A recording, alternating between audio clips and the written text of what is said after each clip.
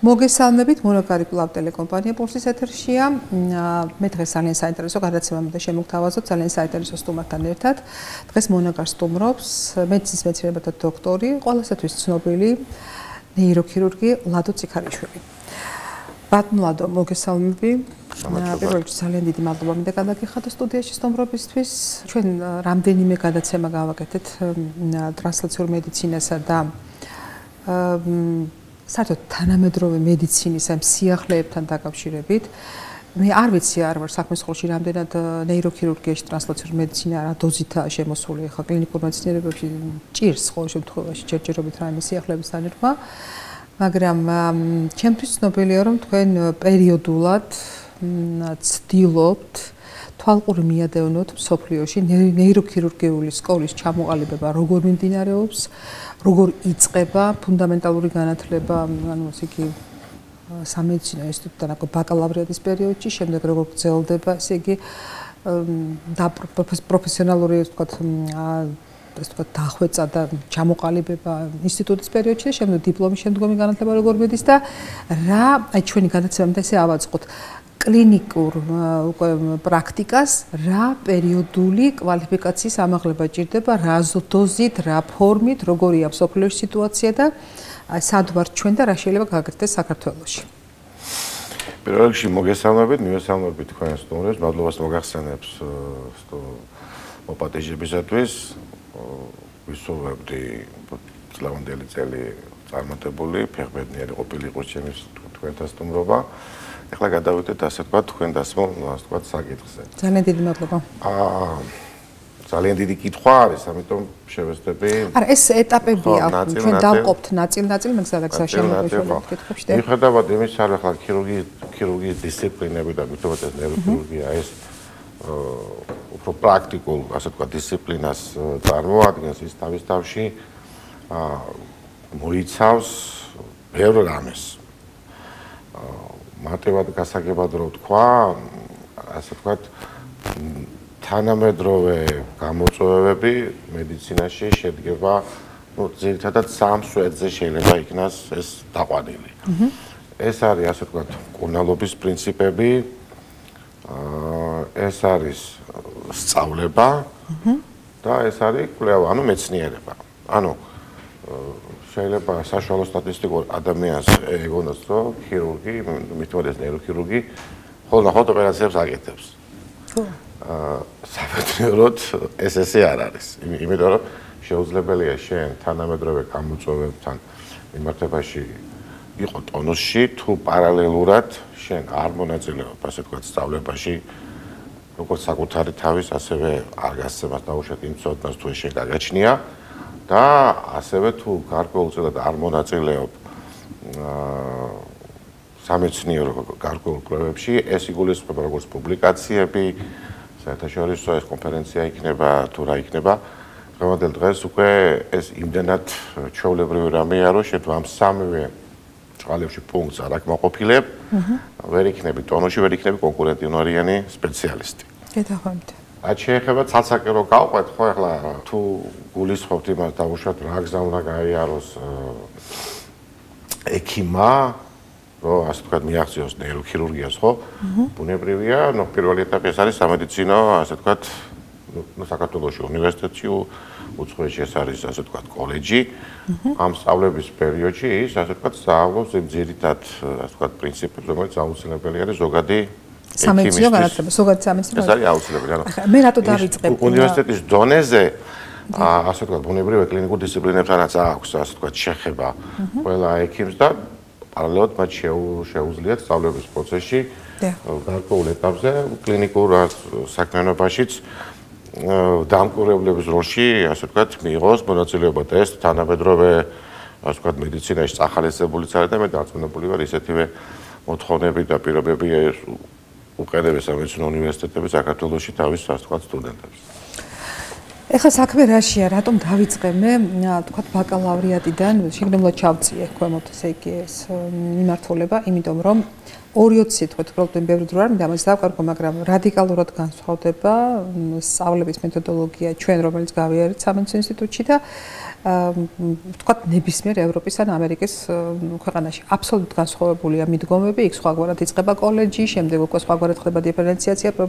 აი, ყველაზე მეტად რაც მინდა ჩვენ გავამახვილოთ ყურადღება, ჩვენ არაჩვეულებრივ განათლებას ვიღებდით, დიდს, ფართოს, ვეძიებდით, გვიჭირდა ლიტერატურის მოძიება, მაგრამ ყოველ შემთხვევაში ამას ჩვენ ვახერხებდით, მაგრამ რაც ჩემთვისაა ცნობილი, ხა მე შორს ვარ ესე იგი ამ სწავლების მეთოდოლოგიისგან, მაგრამ რაც ჩემთვისაა ცნობილი არის ის, რომ როდესაც ვთქვათ, აი ამ განვითარებულ ქვეყნებში გადიან სამედიცინო მომზადების ციკლს, იქ ხდება პარალელურ რეჟიმში, ვთქვათ, გაიარეს ნორმალური ანატომია, გაიარეს პათოლოგიური ანატომია, გაიარეს ფიზიოლოგია, იქვე გაიარეს პათოლოგიური ფსიქოლოგია და ყოველთვის ეს ვერტიკალი პირდაპირ უკავშირდება ხოლმე პათოლოგიას და უკვე კლინიკურ პრაქტიკაში შენიცირა დიაგნოზი და დიაგნოზიდან იქვე დიფერენციალური დიაგნოსტიკა და ჩადიხარ უკან იცი ნორმა რა და პათოლოგია.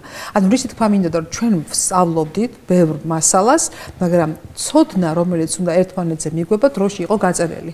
ჩვენ თუ პირველ კურსზე ვსწავლობდით ანატომიას, პათოლოგიურ ანატომიას ვსწავლობდით მესამე კურსზე, თუ მეორე კურსზე ბიოქიმიას ვსწავლობდით, მე უკვე ფიზიოლოგიას ვსწავლობდით მესამე კურსის ბოლოს.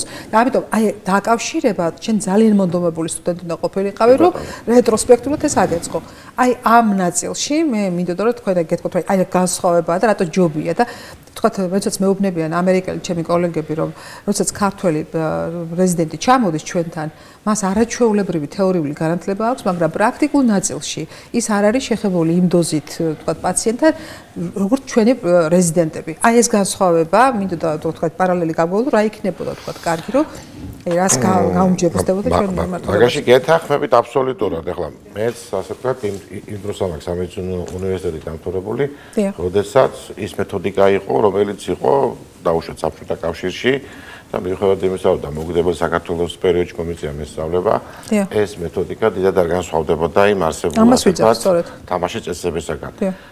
ცოტა გვიან აღმოვაჩინეთ ჩვენც და ის რომ დაუშვათ რა სტანდარტები, რა გამოწვევები არის არა მარტო ასე ვთქვათ სხვა დისციპლინებში, თუმცა მედიცინაში აბსოლუტურად გეთანხმებით, რომ მეთოდოლოგიას სწავლება დაუშვათ ევროპულ, ამერიკულ უნივერსიტეტებში მე არ ვთქვი კარდინალურად განსხვავდება, სტრუქტურირებულია, ასე ვთქვათ. კი, ანუ ის უფრო ორიენტირებული არის არა მარტო ასე ვთქვათ სოდნაზე, არამედ ის ასე ვთქვათ ანალიზის ანალიტიკური აზროვნებას გასწავლიან იქვე. არის ხო, უკვე თავიდანვე სწავლების მეთოდიკაში არის შედებული, რაც ბუნებრივია ამით ასე თქვა უადვილებს, მაგრამ ყოველ შემთხვევაში ნებისმიერ ასე ვთქვათ სამედიცინო პათოლოგიასთან მიმართებაში უფრო სრულფასოვან ასე ვთქვათ ცოდნას ღებულობს შეიძლება ითქვას სტუდენტი.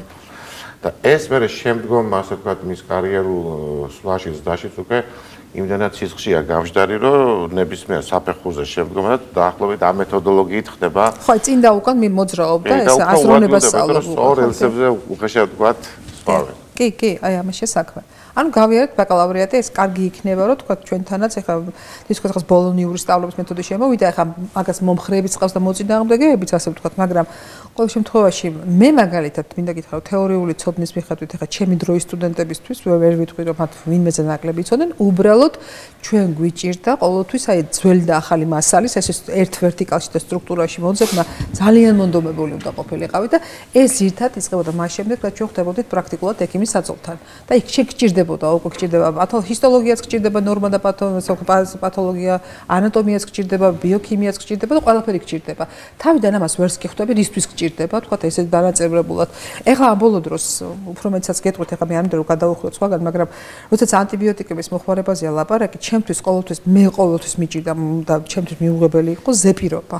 ეს იყო თუნდა მე ესმოდეს არსი, გავიგო და მე მივხვდა, ამიტომ ლექსებსაც ვერ ვსწავლობ ზეპირად, ამის შინ არსი ვიცოდი და მიჭირდა ყველაზე მეტად, როცა ჩვენ გავდივით პარაზიტოლოგიას. აი ხა ხვდები, რომ იმ პარაზიტის განვითარების ციკლი როცა იცი, ვთქვათ, მორგებულად ანტივირუსული, ანტიმიკრობული, ანტიბაქტერიული, ვთქვათ, ანტიბიოტიკის მოხმარებას, უკვე თუ შენ ამას მორგებულად აკეთებ და ამის ნებისყოფა გეყოფა რომ იმას ჩახედო, შენ იქნები ყველაზე მაგარი ექიმი და ყველაზე რაციონალური მკურნალობა შეგეძლება, ხო მართალია? აი, მაშინ ამასაც ვერ ხვდებოდი, მე რომ ხა რატო უნდა მწოდოდა რამდენიმე პარაზიტის ყველა ცხოვრების წესი და გამრავლების რაღაცა ციკლები და ასე შემდეგ, მაგრამ ნუ ეს ყველაფერი საჭირო ის არაფერი არის სწავლებდა. კავშირში არ იყო და ეს იყო და ეს. დავამთავრეთ ბაკალავრიატი. მე კიდე ახლა ერთ განსხვავებას შევეხები ახლა. ანუ სამედიცინო კოლეჯის ანუ უნივერსიტეტის დამთავრების შემდეგ მე დგება საკითხი, ასე ვთქვათ, რეზიდენტურაზე, ხო? აქაც განსხვავებები არის, ანუ ჩვენ რაც იყო ჩვენს დროს და მე მგონი ეხლაც ეს მაინც და მაინც ამ კუთხით არ შეცვლილა, იმიტომ რომ სამეცნიერო უნივერსიტეტის დამთავრების შემდეგ პირდაპირ ასე ვთქვათ სპეციალობაში რომ მოხდეს დახელოვნება, გადიხარშია რეზიდენტურის კურსი. ასე ვთქვათ, ჯერ გამოცდას და მერე კურსი. უცხოეთში მე თუ მეხსენებ ამ ღალატობს სანაპირდაპირ ასე ვთქვათ რეზიდენტურაში მოხდები მე არ მახსოვს სავალდებულოა თუ არა, მაგრამ მეგონი უკვე სავალდებულოც არის, რომ გარკვეულ სამეცნიერო კვლევაში უნდა მიიღო მონაწილეობა, ანუ პირდაპირ რეზიდენტურაში ვერ მიდიხარ, ანუ ეს დამოკიდებული არის ხოლმე შეიძლება დამატებით დაგჭირდეს 1 ან 2 წელიწადი, ან სამედიცინო კოლეჯის უკვე სწავლების პერიოდში ხო შენ ვალდებული ხარ, აი ახლა რო ეძახიან დავუშვათ PhD-ს და რაღაცას, ხო? ტრანსლაციური მედიცინის ნიშნებია და ეკო, ხო? სამეცნიერო ასე ვთქვათ კვლევისი უნარები უნდა კონდეს. ხო, შენ უკვე უნდა კონდეს, იმიტომ რომ რეზიდენტურაში იმ ხელა დატვირთვა არის, რომ შენ ერთმანეთს შეუთავსო სპეციალობის სწავლება და პლუს ამასთან ერთად ის სამეცნიერო უნარები შეითვისო, ხო? შეუძლებელი არის. ეს ასე ვთქვათ ერთი მხრივ რაც იყო დაუშვათ საბჭოთა კავშირში, ხო? ანუ მაშინ რეზიდენტურა ესეთი არ იყო ორდინატურა, ასპირანტურა, რომელიც თავისთავად გულისხმობდა როგორც ასე ვთქვათ საერთაშორისო ასე ვთქვათ განმარტებით რეზიდენტურას პლუს შენ ამ ხნის განმავლობაში უნდა გარკვეული სამეცნიერო თემა უნდა შეგემუშავებინა, რომელიც რეზიდენტურის თუ ასპირანტურის დამთავრების შემდეგ იქნებოდა. ნუ შესაძლებლად გადარაცვლები ჯამი არ ეცვლება, შეიძლება ითქვას, მაგრამ თუმცა ხო შეიძლება ძალიან საინტერესო რამე თქვით ახლა თქვენ, იმიტომ რომ ჩვენ დროს ესე იყო, რომ თუ იყავი წითელი დიპლომის მქონე მომენტალურად შეგეძლო პირდაპირ ყოველგვარი მომზადების გარეშე და ასპირანტურაში ჩაგებარებინა. ანუ წითელი დიპლომი ვისაც ჰქონდა, აბარებდა მაშინვე ასპირანტურაში. ანუ აი სადაც თქვენ თქვით რომ სამეცნიერო უნარებს, საქართველოში სამეცნიერო უნარები გეხმარება იმაში, რომ შენი მუშაობის დროს, აი თქვით საინტერესო რაღაცებს აწყდები და შენ გინდა რომ თქვათ აი ასევე თქვათ ამ სამეცნიერო განვითარდე, უკვე იცი რა მოძებნო, რა გამოიკვლევო და რაღაცა უნარი გაგაჩნია ამ მომავალში. იქ უცხოეთში ხო ეს არის შუალედური ეტაპი, რომელიც ახლა თუ გააქვს შენ ძალიან წარჩინებული სტუდენტი ხარ და შეგიძლია უფრო მეტი დრო დაუთო ამისთვის, კი ბატონო, ამის საშუალებას ზაფხულის სემესტრებში ასე ვთქვათ, იტოვებენ ადამიანები, დრო რო არ დაკარგოს. თუმცა მინიმუმ 1 წელიწადი ამას მაინც ჭირდება, რომ გარკვეული პუბლიკაცია უნდა ასე ვთქვათ გამოაქვეყნო და ის უნარები, რომელიც შენ აუცილებლად დაგჭირდება შემდგომი კარიერის ასე ვთქვათ დროს, ეს უკვე უნდა კონდეს დასწავლი. და უკვე შეერაღებული შენ მიდიხარ უკვე აი ამაში სწორედ ამაზე მქონდა საუბარი, რომ მეუბნებიან განსხვავება იმაშია, რომ მათ უკვე აქვთ კლინიკასთანაც და მეცნიერებასთანაც შეხება და ისე მოდიან უკვე რეზიდენტურაში, ისინი უკვე წელგამართულები არიან. თუმცა კი ომითხეს, რომ იმდენად თეორიულად კარგად არიან თქვენი სტუდენტები უცებეწევი, ანუ ამ უნარების მიხედვით, მაგრამ ყოველთვის განსხვავება თავიდან ძალიან სერიოზულია. ეს მე რაც გითხარით, ასე ვთქვათ თანამედროვე კლინიკები ახლა რომელიც ჩვენ ასე ვთქვათ ასე მოიხსენიებთ ევროპას, ამერიკას და რაღაცას, ხო აი ამ სამ სვეტზე დგას. ეს არის მკურნალობა, ეს არის სწავლება და მეცნიერება. ეს ჰაერზე მოტანილი სიტყვები არ არის, ანუ ეს არის ის თამაშის ორგანული წესები, თუ კი შენ ამ სისტემაში ხარ, ყველა ამ ასე ვთქვათ უნარებს უნდა ფლობდე. ანუ ესე იგი გამოდის, რომ ყველა დიდ კლინიკას უნდა ქონდეს თავისი კვლევითი ცენტრი და ლაბორატორია და უნდა იყოს სწავლების ტრანსლაციური მედიცინის აი ეს გარკვეული დოზით კი, ხო, სხვა შემთხვევაში ეს უკვე აკადემიურად ვერ ჩაითვლება და ასე ვთქვათ რეპუტაციის, ნდობის თვალსაზრისით უფრო დაბალ ასე ვთქვათ რეიტინგული შეიძლება ითქვას, ვიდრე ის კლინიკები, რომლებიც ამ პარამეტრებს აკმაყოფილებს და ეს ასევე წახალისებული არის ჯანდაცვის სისტემის მხრიდან და ასე ვთქვათ ძალიან ორგანულად ხდება ეს ყველაფერი, რომ შეუძლებელია უხეში გაგებით კერძო კლინიკას, როგორც დავუშვათ ჩვენ დღეს საქართველოში ხდება, ხო? ახლა სწავლება და მეცნიერება ხო საკმაოდ დიდ რესურსებს მოითხოვს, როგორც ფინანსურს, ადამიანურს, მატერიალურს და წახალისებული რამდენად არის მე დღესდღეობით ამაზე მე გამიჭირდებოდა. ამიტომ სამედიცინო ასე ვთქვათ დაწესებულება, ანუ ჰოსპიტალი ხო სასურველია ყველა ამ ასე ვთქვათ პარამეტრებს აკმაყოფილებდეს. მინიმუმ ვინც აკმაყოფილებს ის რაღაცით ბონუსირებული იყოს და განსხვავებული, რომ ეგრეთ მოტივაცია გაჩნდეს. ეს ამაგარია.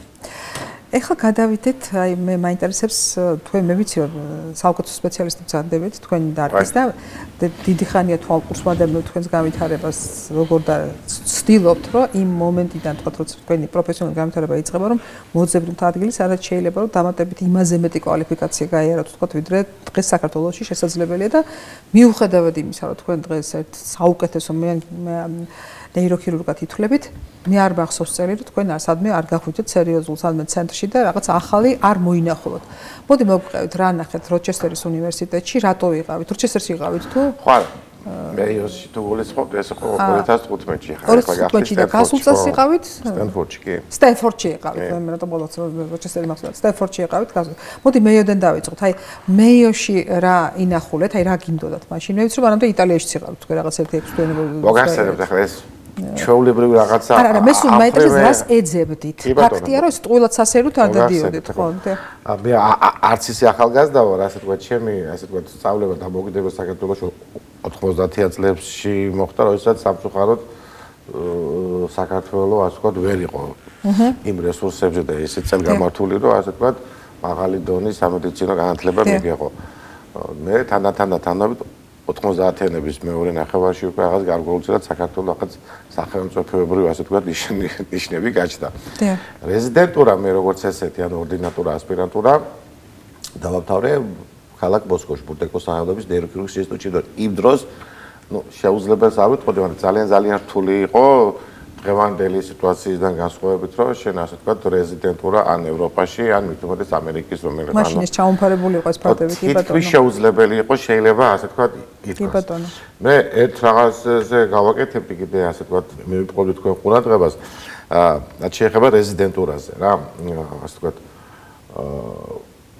ის შუალედური გოლი მე იმიტომ მოგახსენეთ, რომ ეს ასე თქვა აუცილებელი არის სამედიცინო ასე თქვა თეორიული ცოდნის შემდეგ უკვე სანამ რეზიდენტურაში მიხვალე უფლები ასე ვთქვათ სამეცნიერო კვლევის უნარჩვევებს როგორ უნდა ასე ვთქვათ მოიპოვოს საკმარისი ინფორმაცია ცოდნა და ეს როგორ უნდა მე გარდასახო ასე ვთქვათ თანამედროვე სტანდარტების შესაბამისად პუბლიკაციებში ხეშავ ვთქვათ ან რაიმე ექსპერიმენტულ ასე ვთქვათ კვლევაში ახლა რაც შეეხება ასე ვთქვათ რეზიდენტურას ხო დისციპლინების მიხედვით ბუნებრივია უფრო მოთხოვნადი, უფრო პრესტიჟული, მაღალი რეპუტაციის მქონე სპეციალობებში კონკურენციაც მაღალია და ძალიან რთული არის. იქ მოხვდა მე გულისხმობ, ასე ვთქვათ, როგორც ევროპას, ასევე ამერიკის, ასე ვთქვათ, რეალობას. და გარდა თეორიული, პრაქტიკული, გარკვეული უნარჩვევებისა, ახლა მე მინდა კარგად შევარჩიო სიტყვა, გარკვეული ლობიზმი იქაც არსებობს.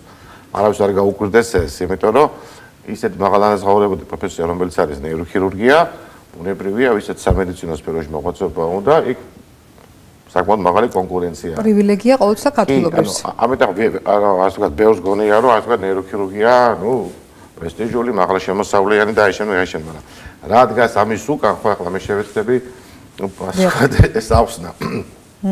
ჩატარებული არის ასე ვთქვათ, კვლევები ევროპაში ნაკლებად ამერიკის შეერთებულ შტატებში, იმიტომ რომ ევროპაში უფრო გასაშუალებულია დაახლოებით დავუშვათ რამდენ საათს მუშაობს სხვადასხვა დისციპლინაში არსებული რეზიდენტი, ხო? აღმოჩნდა რომ ყველაზე უფრო მეტს მუშაობს რეზიდენტი, ნეიროქირურგი. ხო. და მე იქიდან ესე მე მოდი დავუშვათ კარდიოქირურგია, პლასტიკური ქირურგია, ორთოპედია შემდეგ. ანუ ის რო ასე ვთქვათ როიტყვიან სწავლის ძირი წარიეს ბოლოში გატკბილდებს, ანუ ყველაზე უფრო მეტ დროს, ყველაზე უფრო მეტ ენერგიას, ყველაზე უფრო მეტ ასე რა ვიცი, ფიზიკურ, ემოციური, ინტელექტუალურ ასე ვთქვათ. დატვირთვა საჭიროებს ნეიროქირურგიის მომზადება. ეს მიუკერძოებელი კვლევა იყო ამერიკის შეერთებებში, ყველაზე უფრო მეტად ასე ვთქვათ, იძაბებიან, ну, ხეშავ ვთქვათ, რეზიდენტურის დროს ნეიროქირურგები. ხო. ახლა არ უნდა იყოს მე გასაკვირი, რომ ამ ხელა ასე ვთქვათ, შრომის შემდეგ ანაზღაურება მათი? ხო, ეს ანაზღაურება იქნება, ანაზღაურებაზე არ არის, უბრალოდ თვითონ პრესტიჟულია ძალიან. არა, სხვანაირად დაავადების და სირთულიდან გამომდინარე. და ახლა მე სულ ვეუბნები ხოლმე ჩემ კოლეგებს, რომ ასე ვთქვათ, რომ არ გაუკვირდა, ანუ ის პათოლოგიების არეალი, რასაც თვითონ დისციპლინა ნეიროქირურგია ფარავს, ვერც ერთი მედიცინის დარგი ვერ შეეძება, იმიტომ რომ უამრავი, ასე ვთქვათ, პათოლოგიები, რომელიც ნეიროქირურგიის და ნეიროქირურგიის კომპეტენციაში შედის.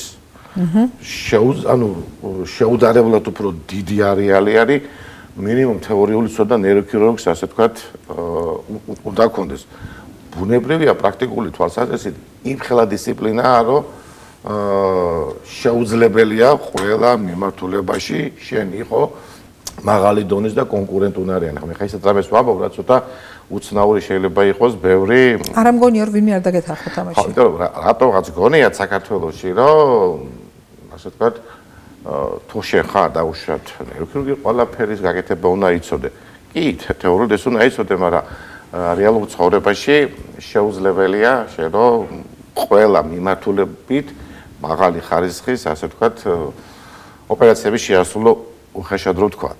არა, აქ საქმე რა შემდგომარეობს, რომ მთელ მსოფლიოში ასეა და საქართველოში ასე უნდა იყოს, სასაკვირველია, რომ არსებობს რანგირება, სადაც გამოცდილების და პრაქტიკის ესე ითვლება. ამერიკაშიც ასეა ზუსტად წელი დამთავრდება, ყველა ქირურგი აკეთებს ანგარიშს, რამდენი როგორი სიმძიმის ოპერაცია რა ველზე შეასრულა და იქ შესვლა იმას ვისაც არ გაუკეთებია, სასაკვირველია, რაც არ უნდა გეოგრაფიული ხელმისაწვდომობა იყოს, ყოველთვის ხდება ტრანსლაცია იქ, სადაც არის ის აპარატურა და ის ადამიანი, ვინც ამას აკეთებს. შევესწრები დავაკონკრეტო, უხეშად რო ვთქვა. გასაგები რო იყოს ჩვენი მაყურებლის სამთო ვაზოს. ნეიროქირურგია, ხო, აი რომ წარმოიდგინოთ, ხო, დღევანდელ დღეს უკვე დაყოფილი არის სუბსპეციალობებად. მეც ახლა რა ვთქვი, ახლა შევესწრები ეს ასე ვთქვათ განმარტო. ერთი მიმართულება არის დაუშვათ სიზარღვოვანი ნეიროქირურგია. უზარმაზარი დიდი პათოლოგიების მომცველი მიმართულება, რომელიც თავის-თავში აერთიანებს ორი სახის ქირურგიულ ჩარევებს. ენდოვასკულურს კი ბატონო, რომელიც არის გეოგრაფიულად, ხო, ასე ვთქვათ, ეს პათოლოგიები არის ანევრიზმები, მალფორმაციები, სხვადასხვა იშემიური ინსულტი დღევანდელ დღეს და ასე შემდეგ. ეს ერთი მიმართულება.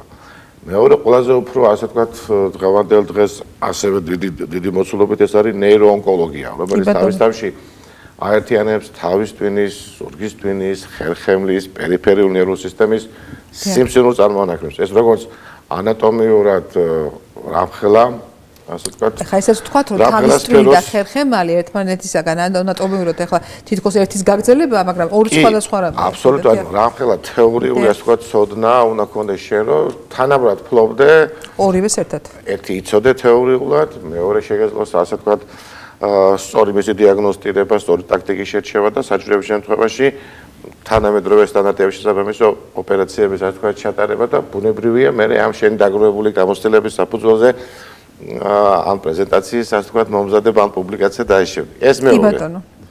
მესამე ასევე ძალიან უზარმაზარი ხერხემლის ქირურგია, რომელიც უკვე სპინალურ ქირურგიად ასე ვთქვათ ჩამოყალიბდა, სადაც კაი გაგებით ნეიროქირურგებს რიგ შემთხვევებში გვეხმარებიან, გვეშულებიან ხოლმე ორთოპედებიც. ანუ ხერხემლის ქირურგია ეს აერთიანებს ძალიან დიდ მიმართულებას.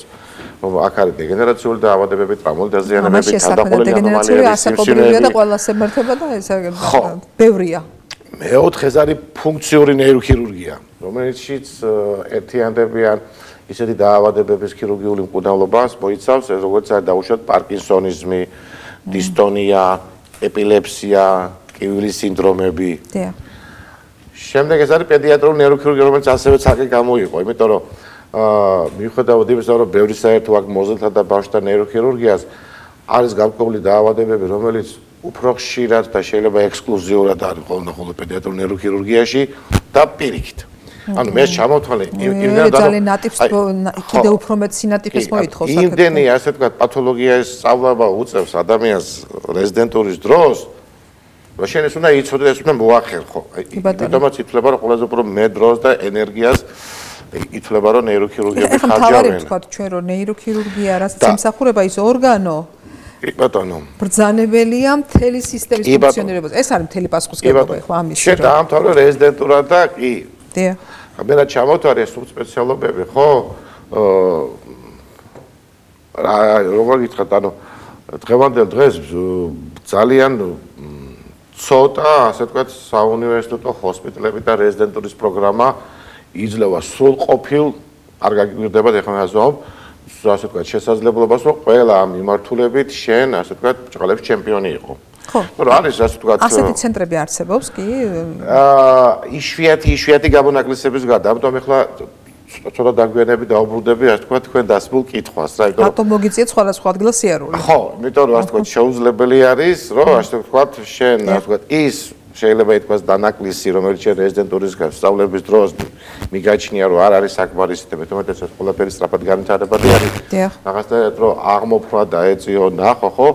შენ იძულებული ხარ, ასე თქვა, მიზან მიმართულად უკვე სხვადასხვა აი ამ ჩამოთვლის უწესრიგობები და რომელია უკეთესი იქ ჩახვიდე. ხო, და უკვე ნახო, დავუშვათ სად ხარ შენ, სად არიან ისინი და რა არის ამისათვის, რომ არ ჩამორჩე. მაგრამ შეუძლებელი ერთი ადამიანი ყველა მიმართულებით ასე ვთქვათ მოახერხო ეს უკვე შემდეგ რაღაცაში ითარგმნება, რომ ასე ვთქვათ ორგანიზაციული თვალსაზრისით ნეიროქირურგიული დეპარტამენტი უკვე თავისთავად გულისხმობს, რომ ეს უკვე არ არის ერთსახიობის თეატრი, რა ეს ასე ვთქვათ გულისხმობს ასე ვთქვათ იმ სერვისში მინიმუმ 3, 4, 5 ასე ვთქვათ წამყვანი პროფესიონალური ნეიროქირურგიის აუცილებლობას, რომელიც მაქსიმალურად შეეცდება ნეიროქირურგიის ასე ვთქვათ ამ სფეროს გადაფარვას.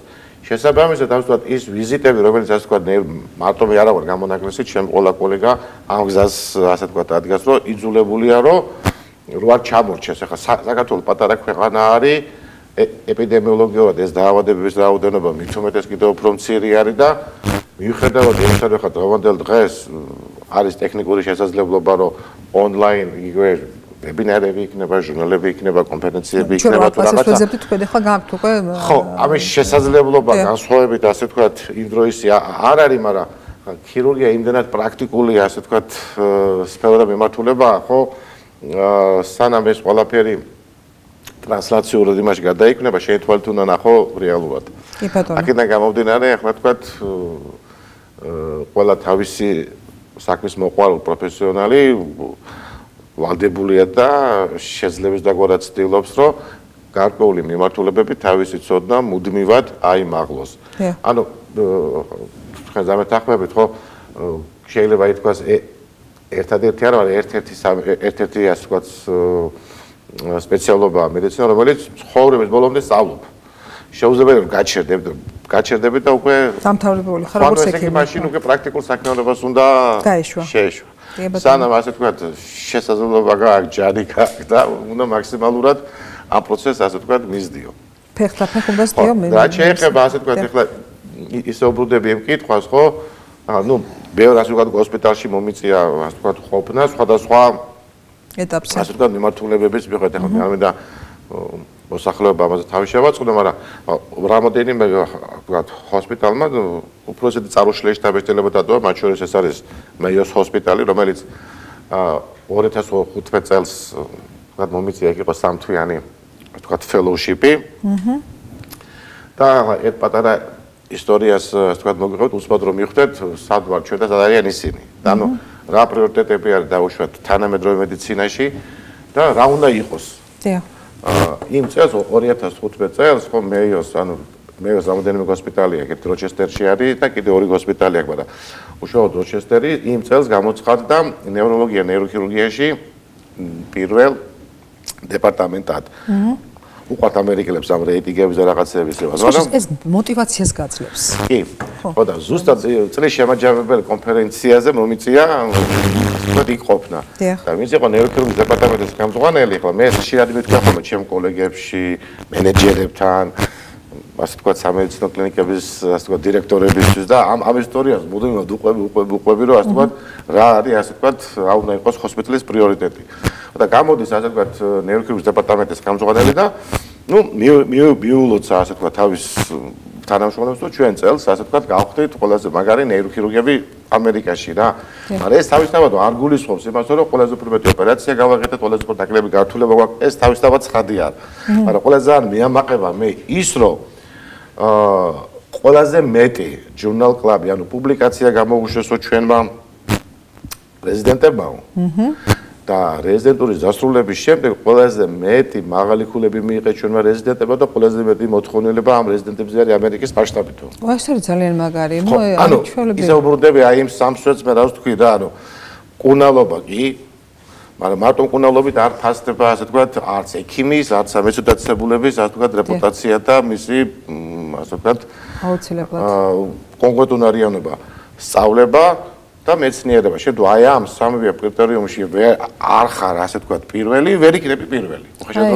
აი ეგ არის ძალიან მაგარი, უმაგრესია ძალიან. ამიტომაც მე რატო გიკვირს რომ მაგრები არიან, იმიტომ რომ ეს სწორი მეთოდოლოგია არის. არაფერი ახალი აქ არ არის და ახალი ველოსიპედს მოგონება არ უნდა, უბრალოდ ეს პრინციპები უნდა იქნას ახალისებული ქვეყანაში. ანუ რა მინდა ხა გითხოთ, ესე იგი ეს ყველაფერი გავიგე და შევდექით, მოვიარეთ, მოვძებნეთ, გავერკვიეთ, რომელ მიმართულებას სად არის საუკეთესო და ბოლოს ხარ ძალიან კარგი ექიმი. აი ხა მაინტერესებს რა თქო, გაჩნდა კიდევ რაღაცა ახალი მეთოდოლოგია. ან როგორც თქვენ ბრძანეთ, არ შეიძლება რომ ექიმი რაც არ უნდა მაგარი იყო, რაც არ უნდა დიდი პრაქტიკა ქონდეს, არ ვითარდებოდა და არ იხვეწებოდა, თუნდაც რაღაცა ახალი ნიუანსი გამოჩნდა, მიდგომა თუნდაც, ფორმა, ან ოპერაციის თვალს ტაქტიკა ვიღაცამ გამოაქვეყნა, რომ რაღაცა უფრო უკეთესი გზა იპოვა, ნაკლებად ტრავმული, უკეთესი გამოსავალზე, ათაში მე ახლა თქვენი პროფესიული ნიუანსებში არ ვერევი მე. აი ასეთ შემთხვევაში დიპლომის შემდგომი განათლებისთვის როგორი ადგილები იქნება ცივილურ სამყაროში და ასე მინდა გავავლო პარალელი სად ვარ ჩვენ ახლა რაც თქვენ მოყევით ამ მიმართულებით რასაკურველია დღეს მე არ მეგულება საქართველოში არც ერთი სამედიცინო დაწესებულება სადაც აი სამივე მიმართულება რაც თქვენ ჩამოთვალეთ იყოს თუნდაც ერთ რომელიმეში დამოყრილი არც არ არის ეს იმიტომ რომ ზუსტად ვიცი რომ ესე იგი სწავლება კლინიკურ საუნივერსიტეტო კლინიკებში სადღაც კიდე არის მაგრამ მას რომ მეცნიერება მიყვებოდეს გვერდიდად გქონდეთ ლაბორატორიები და კვლევითი ცენტრები და თუნდაც ჩემ დროს მაგალითად საუნივერსიტეტო კლინიკა თქვენი საინსტიტუტო ჩვენი ინსტიტუტი დამამთავრების სამედიცინო იყო თქვათ რესპუბლიკური საავადმყოფო რომელსაც მორფოლოგიური კვლევის საშუალება იქვე ქონდა მაგრამ მეტი არაფერი მას არ ქონდა ბიოქიმიური ლაბორატორიები, თქვათ ისეთი სადაც კვლევა შეიძლება ჩატარებული იყო თქვათ კიდევ ცალკე მორფოლოგიის ინსტიტუტი, რომელიც იმ მორფოლოგიის განყოფილებასთან დაკავშირებული იყო, იქვე გადადიოდა პრეპარატები და მე კვლევა ხდებოდა რასაკურველი. როგორც ბატონმა ამილონა მომიყვა, მე ყოფილა ჩვენი ეხანდელი დეკანატის ტერიტორიაზე ბიოქიმიური ლაბორატორია ალბათ ჩვენი მამების თაობაში, ხე მე არ მახსოვს რომ ჩემ დროს უკვე ესე აღარ იყო.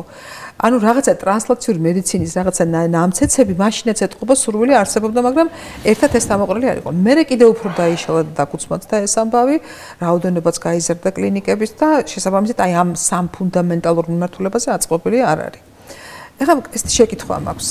ეს ერთი დიდი გეპი და ალბათ საფიქრალია რომ რომელიმე უნივერსიტეტს, იმიტომ რომ ბევრი კარგი სასწავლო ცენტრები გაჩნდა ჩვენთან, ეხლა იქ არ შემიძლია მე არ ვთქვა რომ ყველა რაღაცას ცდილობს რომ სწავლების ახალი მეთოდოლოგია შემოიტანოს, თქვათ იგივე თქვენი მსგავსი კლინიცისტები როცა ლექტორებად არიან, უკვე ნიშნავს რომ მაინდა-მაინც შეიძლება რომ რაღაც კარგად ისწავლონ, მაგრამ ყველაზე დიდი გეპი რა ჩვენ ახლა გვაქვს არის დიპლომის შემდგომი განათლება. რომელიც რჩება, თქვათ, აი აბსოლუტურად, ასე ვთქვათ, ფრაგმენტირებულად არსებობს, მაგრამ არ ვიცით როგორია ხარისხი, გავს თუ არ გავს საერთაშორისო სტანდარტებს ეს და განსაკუთრებით რაც ყველაზე დიდი გეპია, თქვათ, ვფიქრობ ხოლმე რომ იმ კლინიკურ მიმართულებებში, სადაც თეორიული განათლება მარტო არაფერს არ წყვეტს, ეხლა თქვენ იცით რომ თქვათ თერაპიულ მიმართულებებში შესაძლებელია რომ ძალიან მაგარი თერაპიული კონდეს თეორიული ცოდნა და იყო მაგარი ექიმი. იმიტომ შენ არ ჭირდება რა манипуляცია. მაგრამ იგივე ჩემთან მიანება გინეკოლოგიაში, სისხლენებში შენ თუ არ გაქვს კლინიკური ჩვევები, უნარჩვევები, შენ ვერ გადაარჩენ ქალის სიცოცხლეს, მით უმეტეს ჩვენ ერთ წამში შეიძლება დავკარგოთ, აი დრო იმდენად მინიმალიზებულია, გუნდური მუშაობის პრინციპი პრაქტიკულად უნდა შეგეძლოს ბლოკში ჩაატარო. გადარჩენა ამაზე დამოკიდებული. ეხლა კიდევ უფრო მაღალი ტექნოლოგიები და კიდევ უფრო ბევრი რამ ასაჭირო ნეიროქირურგიაში, ხო? ეხლა სხვა დარგებს შეგდემულად არ ვეხები. ეხლა კარდიოლოგიას ვაპირებ, რომ მოვიწვიოთ ცალკე კიდე სპეციალისტი, მაქვს მოლაპარაკება რამდენიმე ადამიანთან, მაგრამ ყველა მიმართულებას მინდა შევეხო ამ თვალსაზრისით. აი, ასეთ დროს რა ხდება, მოდი ჯერ მითხარით უცხოეთში. აი, თქვათ, აი, მე მაგალითად, როდესაც გავდიოდი სტუდენტი რო ვიყავი, ეხლა ყველაფერი შეიძლება ისწავლო ატლასიდან. მაგრამ როდესაც მე თავის ტვინს და გასავლებს სწავლობდი, თქვენს გეხმახსოვრებათ ეგ ამბავი, რომ თავის ქალა მედო მაგიდაზე. თავის ქალა იყო ჩემთვის სამუშაო, იმიტომ რომ თუ იმ გასავლებს შენ არ ეხები, იმ ხრელებს არ იმახსოვრებ, სად რა არის, ვერანაირი ატლასიდან ამას ვერ ისწავლე. და არ მეგულება ჩემი თანაკურსელი, ვისაც არ ქონდა ინდივიდუალური საკუთარი თავის ქალა, ეს ამის მოპოვებაზე კიდე ცალკე ამბავი იყო, რომ თავის ქალაზე უნდა გესწავლა. აი ხა დღეს, როცა შენ გჭირდება არა მარტო ძულოვანი აგებულება და თქვათ აი ეს ნაჭდევები და ხრელები და გასავლები და ასე შემდეგ, არამედ შენ გაინტერესებს უკვე კონკრეტულად აი აქ იმუშაო ქსოვილზე, რომელიც აქ არის მოთავსებული, არა მარტო გარედან, არამედ იმ უნივერსალურზე, რომელიც მის შიგნით დევს. და რომელიც აქედან ინერვდა. აი, როგორ ხდება? ახლა ჩემთვის შოკი იყო, მინდა გითხრათ და მეგონი სწორედ ბავშვობის დროიდან გახსოვთ ჩემი დამოკიდებულება თავის თვითთან. ეს არის ისეთი სუბსტანცია, თუ ახლა ექიმები გვისმენენ, ჩემი კოლეგები, რომ თუ კი რამეს ჩემს ცხოვრებაზე, ჩემთვის მოუხდენია ისეთი შთაბეჭდილება, რომ არასოდეს არ გასულა და აი მახსოვს დღემდე მახსოვს, როგორ შემოიტანეს ჩვენთან, მაშინ ეს მარლა გადაფარებული თავის ტვინი, რომ მოხსნეს და ის კაპრონივით გამჭვირვალე პლატესმა დავინახე, ვიყავეს არასოდეს არ მქონია, როცა მე ექიმობას ვერჩევდი, გვამზე მუშაობა და კერვა და ეს იყო გასაგები ამბავი იყო და არ მქონია, მაგრამ ტვინის დანახვაზე მქონდა სრული შოკი. ეს იყო აბსოლუტურად ეს სხვა სუბსტანცია, სხვა აგებულებისა, სხვა სტრუქტურისა, ამავდროულად თუ შენ გესმის, რომ თითოეული აი ტვინის ქსოვილის შეხება და დაზიანება რა შეიძლება ქვემოთ გამოიწვიოს მე როცა შენ ეს გესმის. არ ვიცი თან ეს მიკროსკოპული სამუშაოა, უბნატიფესი, უფაქიზესი, ეს აქ ვერ ისწავლი ცოცხალ ადამიანზე. აი როგორ ხდება სწავლება? ხო. როგორ ვითარდებიან?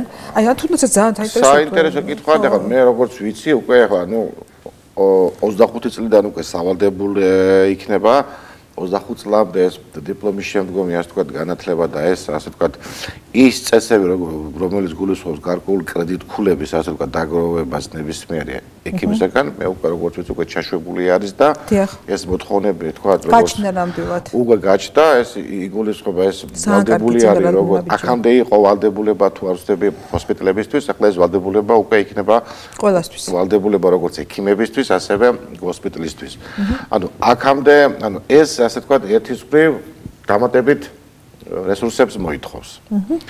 ადამიანურს, ფინანსურს, მატერიალურ ტექნიკურს და ასე შემდეგ. მაგრამ თავისთავად ის რომ ამისი საჭიროება და აუცილებლობა დღეს ეზრიში დგას, ამას ყველა ვთანხმდებით. უბრალოდ ჩემი სურვილი რა იქნება რომ ეს არ უნდა იყოს უბრალოდ რაღაც ფორმალური და ცოტა გაადვილება გვიყვარს ხოლმე ქართველებს რომ ეს უნდა იყოს მართლა შინაარსში ასე ვთქვათ ჩასული რომ დავუშვათ ის კურსი ეს იქნება თეორიული იქნება პრაქტიკული იყოს ხო გასაგები ახლა უნდა ვიყოთ რეალისტები ახლა ჩვენი ეს ასე ვთქვათ ეს კურსები უკვე მეც მონაწილეობ ჩემი ბევრი კოლეგა ასე ვთქვათ მონაწილეობს შეიძლება ასე ვთქვათ იმ დონით არ შეესაბამებოდეს დავუშვათ რაც ევროპაში და ამერიკაში არის მაგრამ კიდევ მეორე რეალისტები უნდა ვიყოთ უნდა გავუსწოროთ თვალე ჩვენს რეალობას ამიტომ ყველას არ აქვს დავუშვათ საშუალება რომ ეს კრედიტქულები საკმარის რაოდენობით ევროპაში ან ამერიკაში მიიღოს იქ უკვე იმდენად ეს რუტინული არის ხო რომ წელიწადის განმავლობაში არის სავალდებულო ასე ვთქვათ კურსები ეს კურსები იმდენად ხელმისაწვდომი არის იმდენად ბევრი არის თემატიკის მიხედვით რომ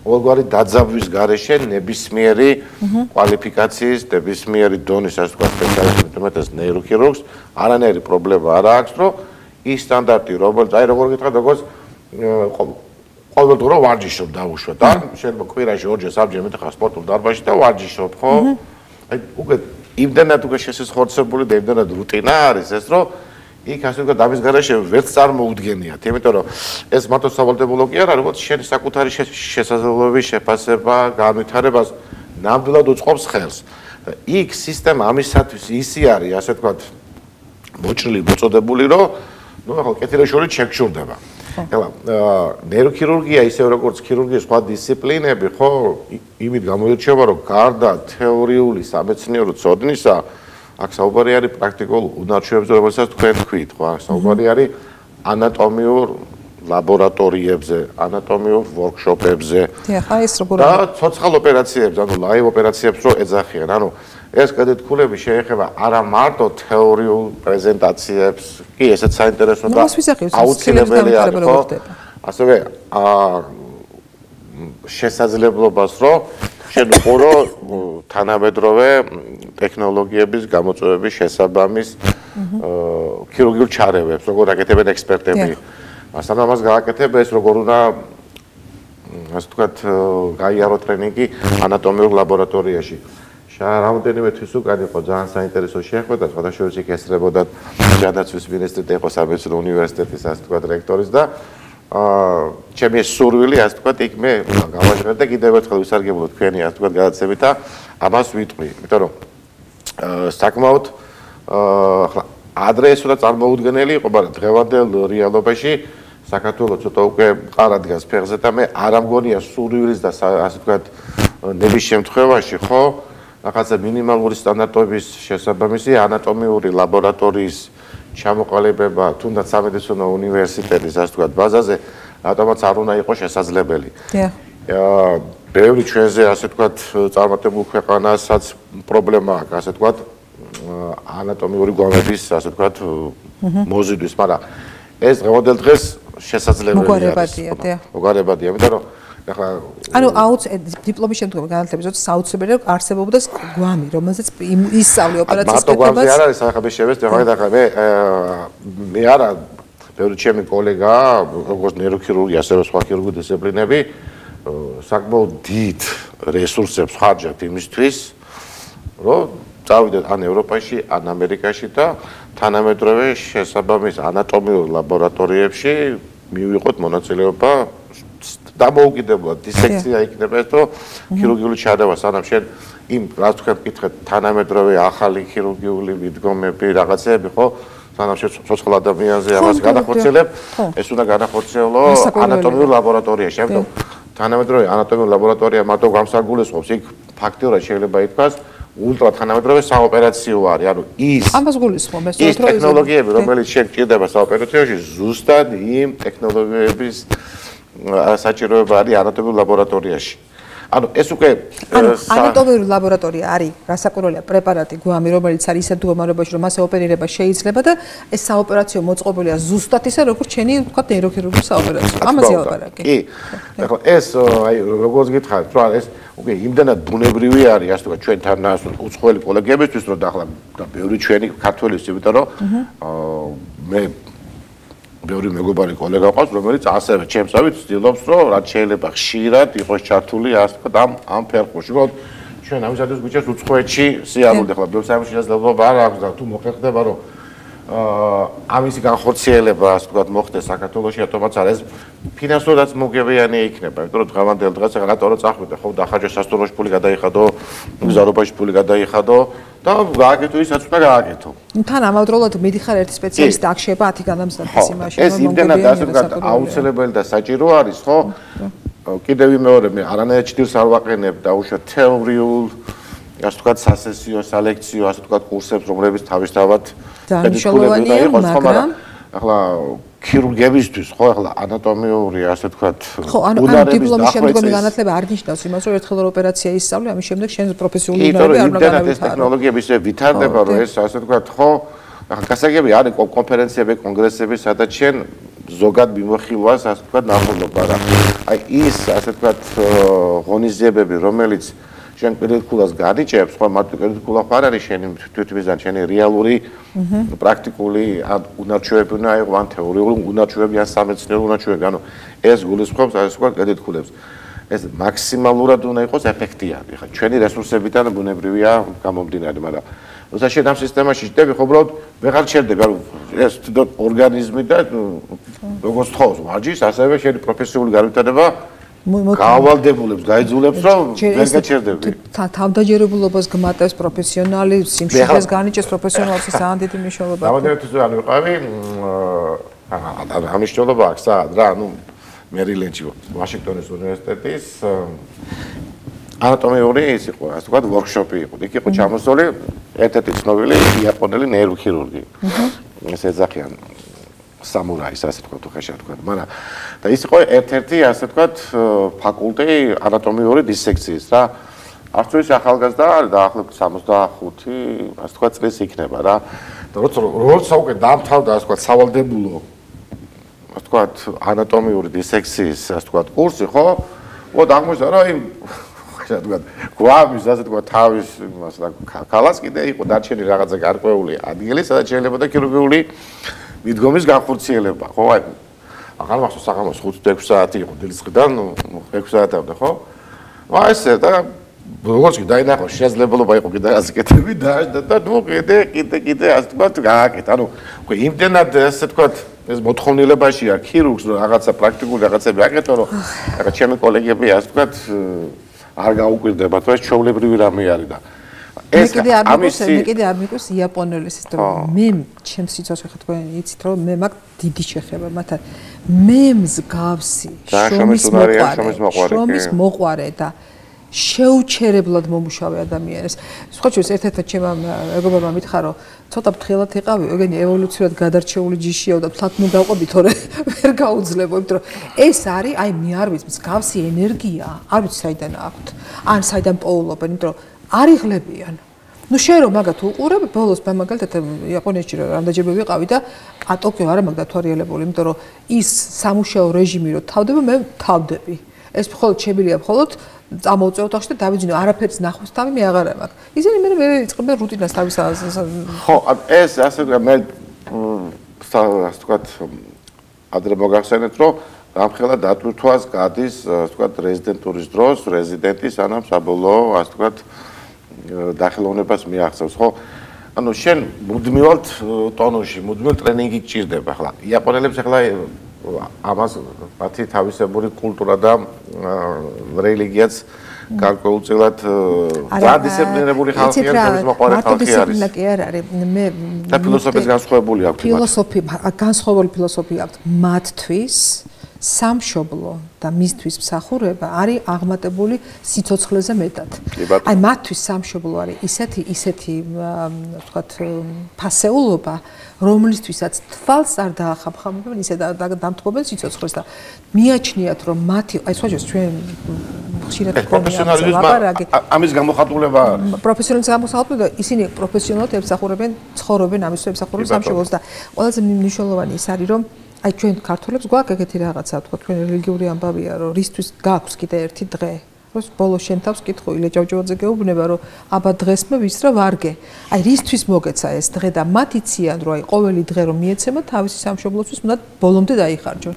და ეს რაც მათ აქვთ, ეს უნდა სისხლში ჩაუჯდეს ბავშვებს თავიდან და აი არაჩვეულებრივი თვისებები აქვთ. ძალიან მადლობა, რომ შენ თქვენს იაპონია ახსენეთ. მე ჩემთვის არის სანიმუშო და სამაგალითო. გამიკვირდა, იმიტომ რომ იქ სხვა ქირურგებიც იყო და რომ დამთავრდა ყველა გაიქცა და ისვენა. ხო, ყოველ შემთხვევაში აღარ, მაგრამ ეს უკვე იმდენად იყო შესული ამ იმაში, რა ქვია, როლი ქვია თუ რავი, მაგრამ ძალიან ესე ცივსისხლიანად ცივად იყო, მაგრამ თვითონ ვერ გაჩერდა რა, კიდე ხაც მეკედებიდა. ძალიან დიდი მადლობა, ძალიან საინტერესო საუბრისთვის და ბოლო კითხვა. ლადო, მე რამე კითხვა, იცით რომ მე მქონდა შეხება თქვენ ახალგაზრდა გუნდთან. იმიტომ რომ მაინც ჩვენ გავდიოდით რაღაც გარკვეულ კრიტერიუმის შემუშავება გჭირდებოდა და როგორც ახალგაზრდა კოლეგები გამოუშვით ჩვენთან და მინდა გითხრა რომ მთელი ჩვენი საბჭო იყო აღფრთოვანებული მათი კვალიფიკაციით. აი მე იშვიათად მინახავს რომ ახალგაზრდა კოლეგის მიმართ აი ესეთი მოწიწება და გრძალვა და მოწიწება და გრძალვა მოდის არა ვთქვათ მარტო შეხედულებით და ჯდომით და კულტურით და მანერით, არა.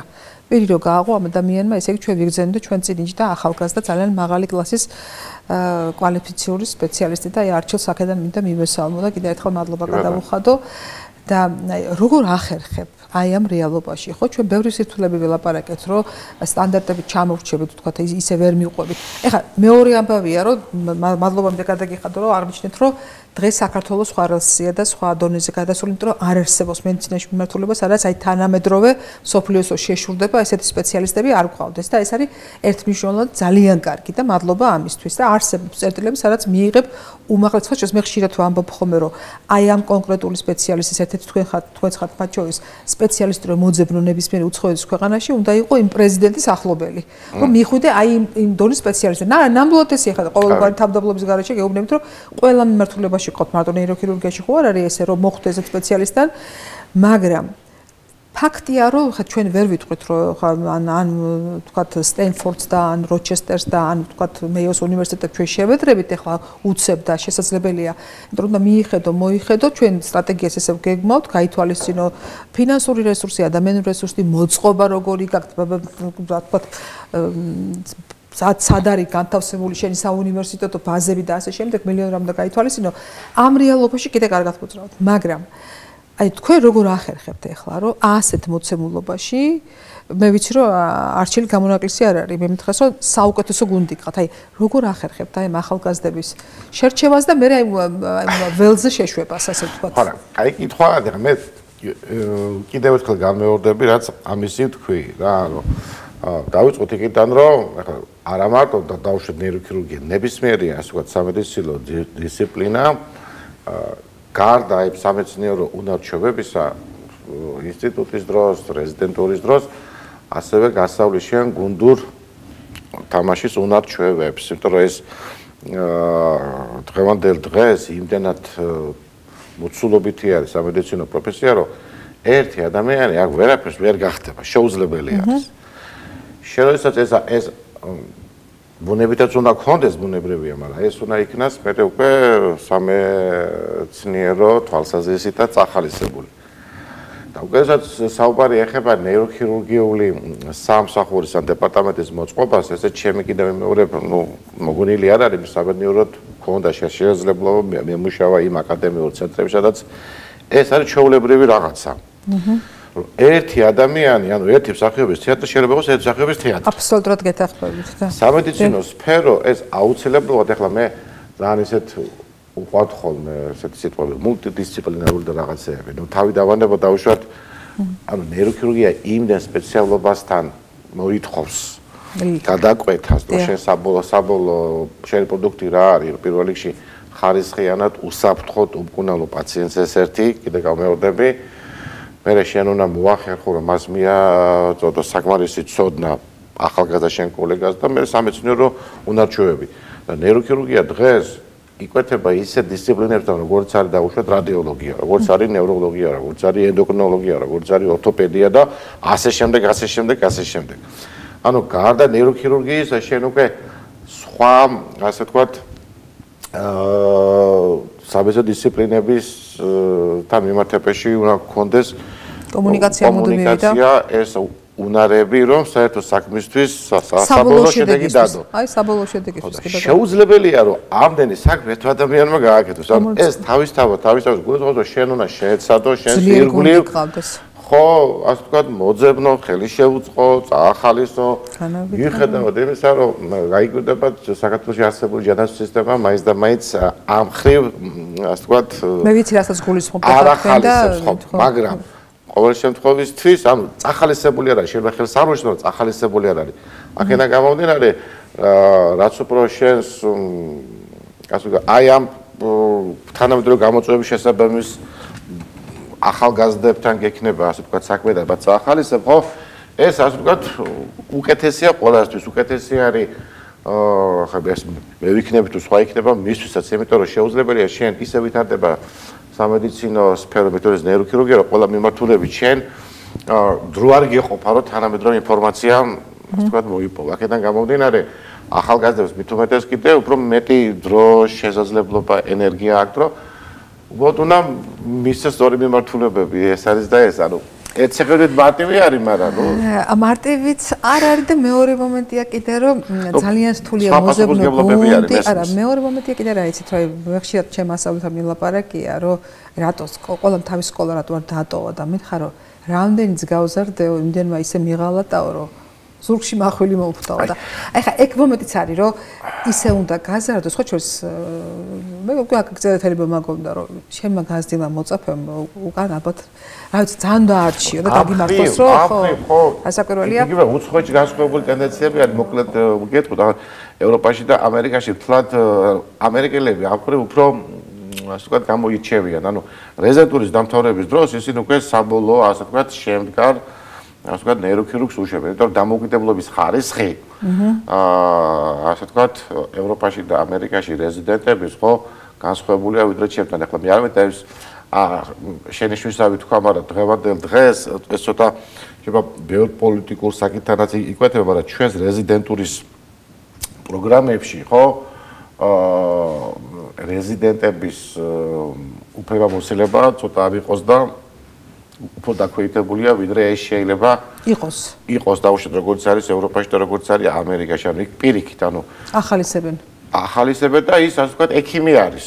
ჩვენთან ექიმი არ არის რეზიდენტი, აქედან გამომდინარე მისი პასუხისმგებლობები და შესაბამისად არა რეზიდენტი მუშაობს გურუს ქვემოთ, ხო ხდება იმ ევროპაში, ამერიკაში ესე არ არის. იქ ასე ვთქვათ უფრო მეტი ანუ თავისუფლება აქვს. ანუ ბუნებრივია რეზიდენტურის პირველ მეორე წელს შენი ასე ვთქვათ მეთვალყურების ქვეშ მაგრამ მე უკვე რაც უფრო იზრდები ხო შენი ასე ვთქვათ პასუხისმგებლობები იზრდება და დამოუკიდებელი მუშაობის ასე ვთქვათ შესაძლებლობები ცოტა მეტი აქვს. ეხლა ეს ბევრ ასე ვთქვათ პრობლემასთან არის დაკავშირებული და მე დარწმუნებული ვარ უახლოეს პერიოდში და საშუალო პერსპექტივაში ეს ცოტა უნდა კაი გაგებით გამოსწორდეს. ძალიან დიდი მადლობა ლადო ძალიან საინტერესო საუბრისთვის. მე მიხარია რომ საქართველოში არსებობს შენნაირი ექიმები და რომ შენ არაჩვეულებრივი გუნდი გყავს და მე იმედს ვიტოვებ რომ კიდევ უფრო უკეთესად წავა ჩვენი საქმე წინ. მადლობა კიდევ ერთხელ მოწვევისთვის და მე ვფიქრობ ძალიან საინტერესო საუბარი გამოგვივიდა. ძალიან საინტერესო და საჭიროც მე ვფიქრობ, იმიტომ რომ უნდა დავინახოთ რა არის კარგი და ამისათვის მადლიერება და უნდა ძალიან მიყვარს, როდესაც ყველა მიმართულების ექიმი თავის სფეროში ერთგვარად გზის მაჩვენებელია, რა იქნება კარგი რომ გაკეთდეს, იმიტომ არ შეიძლება ჯანდაცვის ორგანიზატორებმა იცოდნენ ყველა მიმართულებაში რა ხდება. მარტო პრეტენზიები რომ ეს რატო არ არის, ისე რომ ამას ჭირდება აუცილებლად ნაჩვენება რომ აი ასე რო იყოს, შესაძლოა შეიძლება კარგი. თუ მივხვდებით რომ დღეს რა შეგვიძლია, როგორ შეგვიძლია ჩვენ არა ვართ არც ამერიკა და არც იაპონია სამწუხაროდ, მაგრამ რაც ვართ ამ შესაძლებლობ პრობლემებში უნდა ვიმოძრაოთ სწორად და ამაში უნდა გვიგარნახოთ ხოლმე ვიწრო სპეციალისტებმა, ასე სხვანაირად არ გამოვა. დიდი მადლობა, წარმატებებს გისურვებთ.